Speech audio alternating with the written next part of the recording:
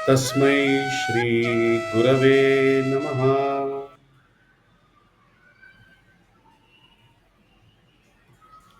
नमस्ते, मेरा नाम है जयदेव परांजपे और सुयोजन के इस सत्र में मैं आपका बहुत-बहुत स्वागत करता हूँ।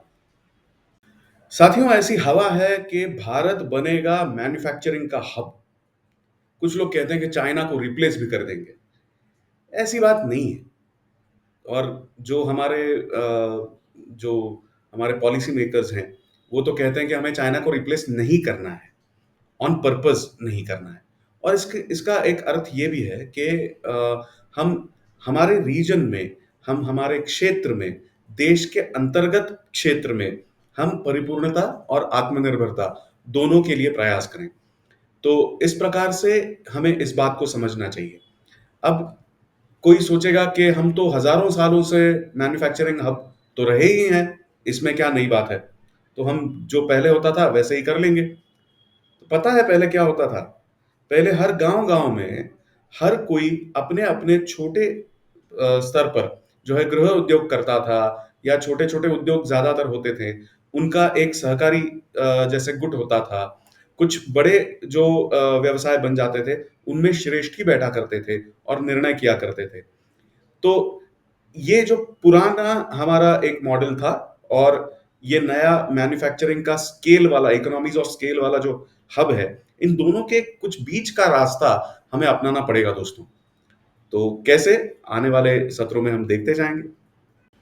दोस्तों, कहा तो जाता है कि भारत की वास्तविक शक्ति जो है मैन्युफैक्चरिंग के संदर्भ में, वो है MSMEs, micro and small medium industries जो हैं, यानी छोटे उद्योग। किंतु दूसरी ओर चर्चा जो होती है वो अधिकतर बड़े उद्योगों की, बड़े निवेशों की होती है। तो ऐसा क्यों होता है? क्योंकि एक बड़ा उद्योग यदि आ जाता है, तो उसके साथ उसके सारे सप्लायर नेटवर्क, वेंडर नेटवर्क जो है, वो उसका काम चल जाता है। तो बड़ा यदि निवेश आता है, तो ये काम होता है। किंतु इसका अर्थ ये नहीं है कि छोटे उद्योगों को केवल बड़े उद्योगों का सप्लायर बन के रहना है। जो बात हुई थी चाइना को रिप्लेस करने की वगैरह, तो उसमें एक बात को हमें समझना है कि काफी छोटे-छोटे ऐसे उत्पादन हैं, जो छोटी कंपनियां अपने बलबूते पे संपूर्ण उत्पाद बना सकते हैं। तो केवल कोई हमें शेड्यूल देगा, कोई बड़ी ऑटोमोबाइल कंपनी या बड़ी इलेक्ट्रॉनिक हार्डवेयर कंपनी हमें शेड्यूल देगी और उसके हिसाब से हम महीने दर महीने का प्रोडक्शन बनाते जाएंगे और ऐसे कुछ मर्यादित 3-4 कस्टमर्स से काम चला लेंगे।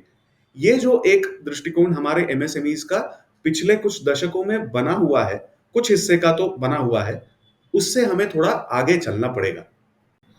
अब सोचते कैसे हैं ये छोटे उद्यमी?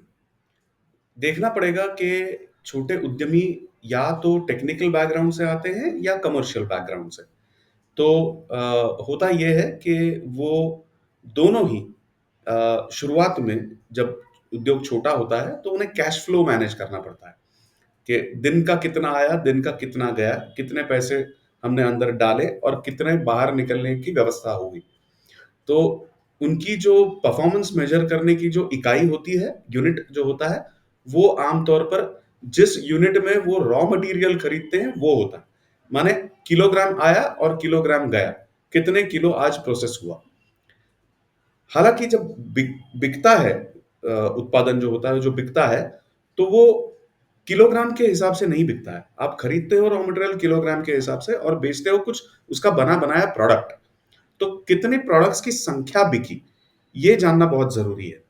तो जैसे लॉजिस्टिक्स में एक टीईयू करके एक संकल्पना होती है, यानी 20 टन इक्विवेलेंट यूनिट। सो सबसे ज्यादा, या एक प्रकार से कहें कि सबसे ज्यादा आगे बढ़ने वाला, या जिस परिमाण में इसका मापन हो सकता है, ऐसा एक मापदंड जो है वो तय कर लिया जाता है और उसकी भाषा में बात की जाती है। तो हमारे छोटे उद्योग जैसे ही प्रोडक्ट के हिसाब से बात करना शुरू करेंगे, सोचना शुरू करेंगे, तब जाके वो प्रोडक्ट कंपनी बन सकते हैं। छोटे मोटे उत्पाद संपूर्णतया स्वयं बना भी सकते हैं और इस कैश फ्लो के थिंकिंग से और आगे बढ़ सकते हैं। ये जो इक्विवेलेंट यूनिट की हमने बात की ना, वास्तव में यही दृष्टिकोण है। यही दृष्टिकोण है आगे बढ़ने के लिए, सुधार करने के लिए। और इससे क्या होगा, इससे आपकी प्रोडक्टिविटी बढ़ेगी, यानी उत्पादन क्षमता जो है या उत्पादन दर जो है वो बढ़ेगा। उसके कारण स्वाभाविक है कि आपका पर शिफ्ट जो उत्पादन है वो बढ़ेगा। प्रोडक्शन बढ़ेगा तो प्रोडक्शन लिंक्ड इंसेंटिव जो है वो आपको अधिक मिल सकते हैं। वास्तविक यदि आपका प्रोडक्शन बढ़ता है और अंदर डाला हुआ पैसा जल्द से जल्द बाहर जाने की तैयारी कर लेता है, तो आपका काम वैसे भी आसान होता है। आपको किसी स्कीम की वैसे आवश्यकता है, ऐसी भी बात नहीं, किंतु यदि है तो आप उसका फायदा उठा सकते हैं। तो ये वास्तविक दृष्टिकोण होना चाहिए।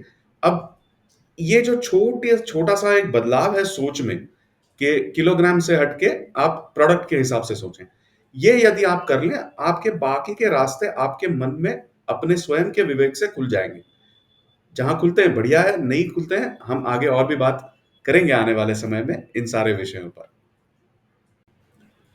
ये बड़े बड़े सपने, इंडस्ट्री 4.0 भारत में आएगा, नहीं भारत उसका नेतृत्व करेगा, पूरे जगत को सिखाएगा, और पता नहीं क्या क्या, मतलब डिजिटल ट्विन बनेंगे, क्वांटम, पता नहीं क्या क्या। संभव है वैसे, है ना? क्या है इंडस्ट्री 4.0? जो कहा जाता है कि इंडस्ट्री 4.0 ये एक टेक्नोलॉजी के माध्यम से मैन्युफैक्चरिंग को एक्टिवेट करना और चलाना, ये है। अब इसमें एक स्वाभाविक बात ये आती है कि मनुष्य बल जो है वो कम हो जाएगा। अब भारत की वास्तविक जो शक्ति है वो मनुष्य बल है। तो यदि आप मनुष्य बल को इस इक्वेशन से निकालेंगे और टेक्नोलॉजी जो कि बाहर से आएगी, जो महंगी होगी, उसको उसको इंट्रोड्यूस करके यदि आप सोच रहे हैं कि इंडस्ट्री 4.0 करेंगे, तो ये भारत के लिए उचित तरीका नहीं होगा। किंतु क्या हमें इंडस्ट्री 4.0 के हिसाब से जाना ही नहीं चाहिए? तो मैं तो कहूंगा भारत यदि नेतृत्व करता है तो उसकी व्याख्या भी भारत ही करेगा, और उसकी व्याख्या जो होगी वो वास्तविक मैन मशीन मिक्स के माध्यम से होगी। आपको मनुष्य बल कहां चाहिए और टेक्नोलॉजी कहां चाहिए, किस हद तक दोनों अपना अपना काम करेंगे और उसको जोड़ के काम चलेगा, ये आपको तय करना है। तो इसमें मेरा तो मानना है कि जनरल पर्पस मशीन पर ध्यान देना है, ह्यूमन इंटेलिजेंस और इनोवेशन पे ध्यान देना है। हमने मन में से ह्यूमन के आगे एरर शब्द निकालना लगाना छोड़ देना चाहिए, ह्यूमन के आगे एक्सेलेंस लगाना चाहिए। तो ये चीजें जो हैं ये होनी चाहिए। किंतु क्या हमारा मनुष्य बल वास्तविक मनुष्य बल है?